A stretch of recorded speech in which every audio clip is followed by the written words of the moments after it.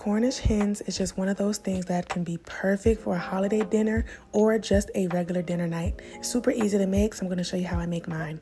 I like to start mine off with a quick brine. I'm using some orange peels, lemons, some pimento pepper for taste, some garlic, some thyme, some marjoram and bay leaf.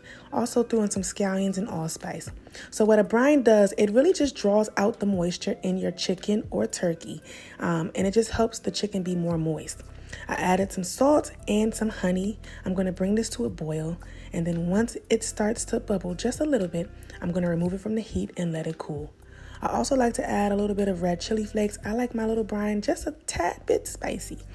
All right, so once it cools, I'm going to add in my Cornish hens, and I want to make sure they're completely submerged in the brine liquid. If the water doesn't cover, you can go ahead and just add a little bit more water. All right, so I'm just going to cover this and I put it in my fridge. So next day now, it's time to remove the chicken from the brine.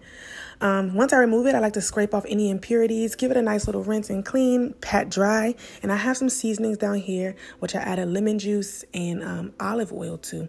And don't worry, I'll list everything in the description that I used for you guys. I'm going to go ahead and season up my Cornish hens on the outside, as well as inside that cavity and up under the skin. This is going to be so good. I cannot wait.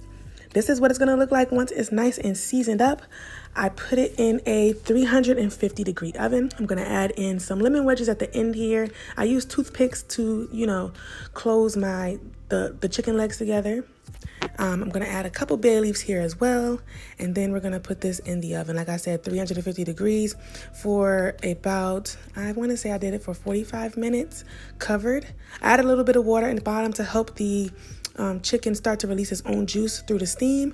And after the 45 minutes is done, this is what you're looking like.